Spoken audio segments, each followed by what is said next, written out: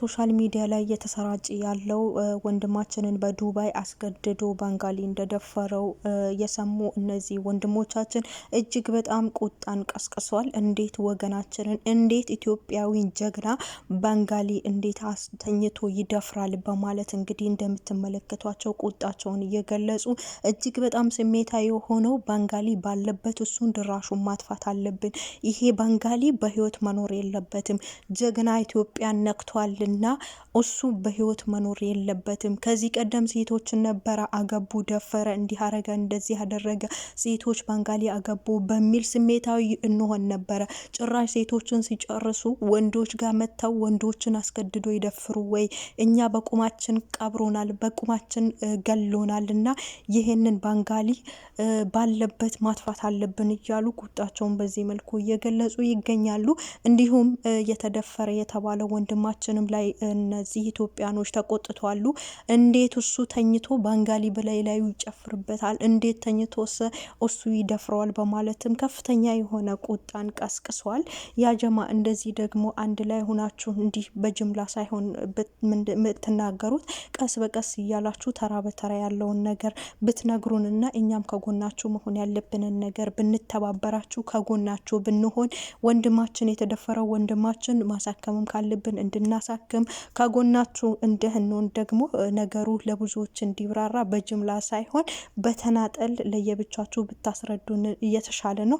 እስኪ በተናጠል ለየብቻቸው የሚሉትን ሀሳብ አስተያየታቸውን እንስማ።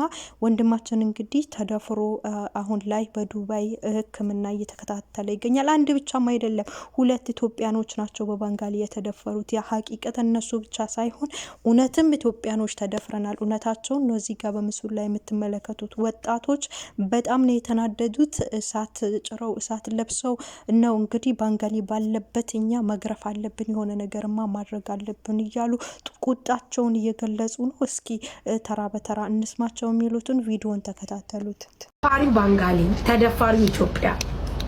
ይህንኛው ልጅ ሁለተኛ የተደፈረው ልጅ በጣም ከፍተኛ ሁኔታ ላይ ነው ያለው ተብሏል። እንግዲህ በምርመራ ነው የሚታወቀው። እንደው አፈራ ባብላና እንደው እናንተ ወንድ ናችሁ፣ እናንተ ወንድ ናችሁ። አሁን የእናንተ ሲጋራ ነው እንዴ? እናንተ ያዛችሁ ሲጋራ ነው። አዙር ሀበሰው ምን አባክ ነስሆናል። አፈራ ባነስ ብላና እንደው ባንጋሊ ደፈረ ይተላለቅ። ኢትዮጵያ በቀይ ግዛት እንኳን ተገዝታ ማታቀውን አሁን እንደው ኢትዮጵያን ባንተ ትደፈር። ወይኔ ወይኔ ወይኔ ወይኔ ወይኔ አስደፈራችሁን፣ የሆነ አስደፈራችሁን። አቡ ባንጋሊ እንደው ባንጋሊ እዚህ ሙዲር እንኳን ሆኖ የማያዙንን እንደው አላህ እንደው በእናንተ ቅጥ እንደፈር በእናንተ ቅጥ አፈር አባህነስ አንተ ቆይ አንተ ሽቴ ነው ለብሰህ የምትሄደው፣ ጸጉርህን ወደ ኋላ ነው የተሰራው። እንደው ምንህን አይቶ ነው የደፈረክ? ምን ሆነህ ነው? አፈር ብላ አንተ አንድ ቀን እንኳን ቤት ወጣችሁ ሽንታችሁን ሸጣችሁን ባታውቁ ሰዎች ዱባይ ተመጣጣ።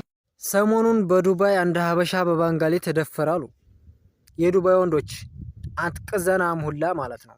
አንተ ሩዝ ቀቃይ የሩዝ ጥላት ሁላ፣ አንተ የኩብዝ ጥላት ሁላ፣ አንተ ሆዳም ሁላ ማለት ነው። ዘረጦ ስለ ስደት ማታቅ ከአዲስ አበባ በፕሌን ተንጠልጥለህ ዱባይ የገባህ ማለት ነው። እንዴት ባንጋሊ ይደፍራቸዋል?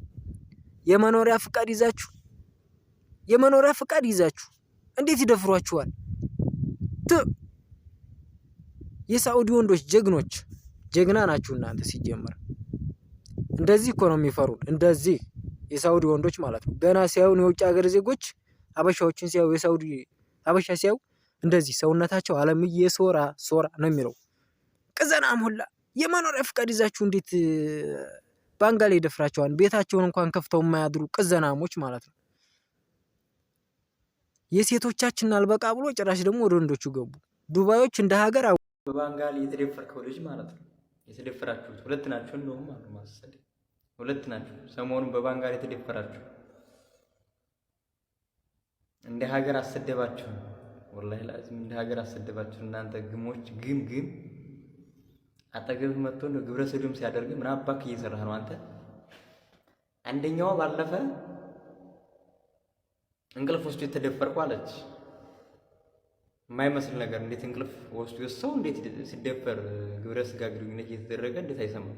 የማይመስል ነገር ደግሞ ዛሬ ደግሞ አንተ ባንጋሊ መጥቶ ላይ ሲጨፍርብህ ፈርመሬ ብላና ምን አባክ እየሰራህ ነው? ምን አባክ እየሰራህ ነው? እንደ ሀገር ነው ያዋረድከን። ወላሂ ላዚም እንደ ሀገር ነው የገደልከን። እናንተ ብሽቅ ያም ተነስቶ የዱባይ ወንድ ላይ ያም ተነስቶ የዱባይ ሴት ይላል። ስንት ምሁር አሉ ቁጥብ ወንዶች ቁጥብ ሴቶች ማለት ነው። እና ደግሞ ይሄን ነውርህን ማለት ነው ይሄን ነውርህን ሚዲያ ላይ ማውጣት ማለት ጥሩ ነገር ይመስል አታረግዝ፣ የምር አታረግዝ። አረፈ ብትቀመጥ እዛው እንደተደፈርክ እዛው ተጋምተህ ብትቀመጥ ምን ችግር አለው? አታረግዝም እኮ ነው ተጠራጠርከው ራስ ብሽቅ ነህ ነው የምልህ። ወላሂ ላዚም ብሽቅ ነህ አንተ እንደው ማትረባ ማለት ለሀገር ማጠቅም ብሽቅ ግን አተ ቱቦ ይዘጋ እንደ ሀገር ነው ያዋረድከን። ነው ባንጋሊው አሉ አንዱ ባንጋሊ ይሄ ነው አሉ። እኔ እኮ ያንኛው ልጅ እንጂ ሀበሻው አሁን ባይናገርስ አያረግዝ ወይኔ ተዋረድን። ሳውዲማ ጀግና ናቸው። ፍትህ በባንጋሊ ለተደፈሩት ኢትዮጵያውያን ፍትህ ፍትህ ድምፅ እንሆናቸው። ነገ ጧት ሁሉም ባንተ ላይ ይደርሳል። ይሄ ነገር ጉድ የውርደት ውርደት የሞት ሞት ነው የተሰራ ነው ማለት ነው። እንዲያገርም እንዲ ህዝብም ተዋርደናል። ባንጋሊ እንኳን ወንድ አይደለም ሴት አይደፍርም። ገንጥለህ ታፋውን አንተ ወንድ ያሰዳቢ ታፋውን ገንጥለህ ብታሳረፈው አፈንጫውን ብትሰብርለት አገር አሰዳቢ ሚዲያ ላይ እያለቀሰ እንዲህ ሴት ልጅ ይመጣል። ወንዱ ልጅ ኑሮ በባንጋሊ ወንዱ ዱባይ ተደፈረ። ጉድ እኮ ነው ጉድ። ወይኔ ምን አለ እንዲው ዝም ብትል። እኔ እኮ ግራ የገባኝ ምን አለ ባትናገር፣ አታረግዝ። ምን አለ ዝም ከሆነ ወደ ህግ አካል መሄድ ከተደፈርክም ካልሆነም ደግሞ እዛው አፍንጫውን ብለህ አሳርፈህ ሀገር ነው ብገባ። እንዲያው ምን አለ ሶሻል ሚዲያ ላይ ባታመጡ።